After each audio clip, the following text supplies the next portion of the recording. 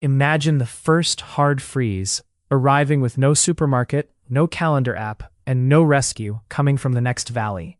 The berries are gone. The rivers are freezing at the edges. Herd animals that filled the summer plains have moved, scattered, or become harder to track.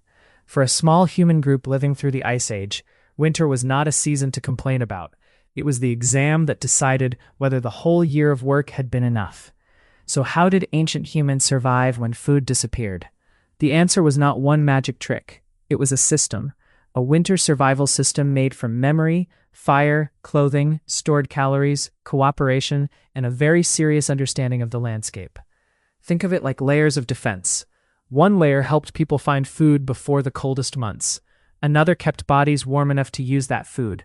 Another protected the fire, the tools, and the people who could not hunt that day. If one layer failed, the others had to catch it. That is why winter survival was not just about bravery. It was about building redundancy before the season became dangerous. First, food did not vanish everywhere in the same way. Ice Age Europe was not a single frozen wasteland. There were open steppe environments, river valleys, caves, wooded patches, coastlines, and places where animals returned in predictable seasons. But winter changed the rules. Plants became scarce or buried. Small animals hid. Big animals migrated or concentrated in fewer places.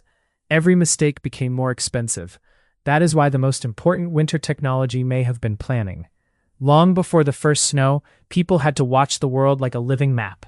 Which herds passed through in autumn? Where did reindeer cross? Which slopes caught less wind? Which river bends held fish? Which trees, bones, or dried dung could keep a fire alive when wood was scarce? Modern archaeology cannot show every decision, but it can show the pattern. People moved, returned to known places, repaired tools, used shelters, worked hides, processed food, and built lives around seasonal knowledge. Clothing mattered enormously. A human body is fragile in deep cold, but a human body wrapped in sewn layers of hide, fur, sinew, and plant fiber becomes a different survival machine. Bone awls and eyed needles tell us that Ice Age people were not just throwing skins over their shoulders. They were making fitted coverings, repairing seams, and solving the problem of heat leaking out through gaps. Fire was the center of the winter world, but not in the simple cartoon way. Fire warmed people, cooked food, hardened tools, dried wet clothing, smoked meat, kept predators cautious, and turned a dark shelter into a place where work could continue. A hearth also demanded constant labor. Someone had to gather fuel. Someone had to protect embers. Someone had to know how to restart a fire if the night went wrong. Shelter was another layer. Sometimes that meant caves or rock overhangs. Sometimes it meant tents or windbreaks made from wood, bone, hide, and earth. In parts of Ice Age Europe, archaeologists have found mammoth bone structures, though their exact use could vary and is still debated. The key point is that people were not passively waiting inside whatever nature offered. They modified places to hold heat, block wind, store materials, and bring a group close together. Then there was food storage, the part that feels almost invisible because it rarely fossilizes cleanly. If a hunt succeeded in autumn, a group could not simply eat everything at once and hope. A reindeer, horse, bison, or mammoth was not just a dinner. It was a temporary bank account made of meat, fat, bone, hide, sinew, and tools that had to be protected from rot, insects, thieves, weather, and hungry animals.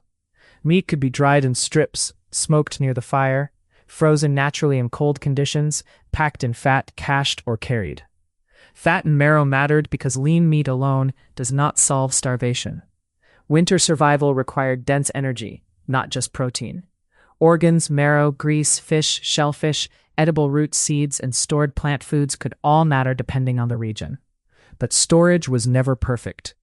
Caches could be stolen by animals, weather could spoil food, a herd might not appear, a person could get injured at the worst possible time.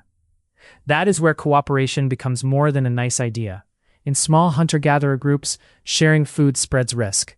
One family might have meat this week, another might have knowledge of a fishing spot, a working needle, or an elder who remembers where animals went during a strange winter years ago.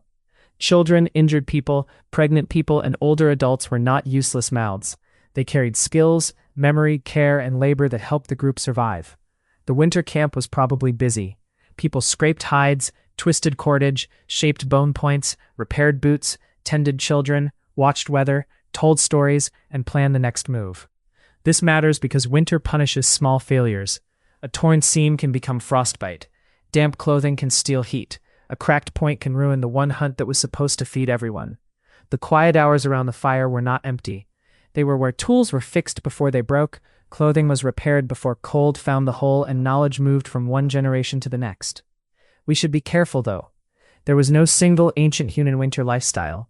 Even the phrase Ice Age covers changing climates, warmer intervals, colder pulses, different landscapes, and many human communities solving different problems.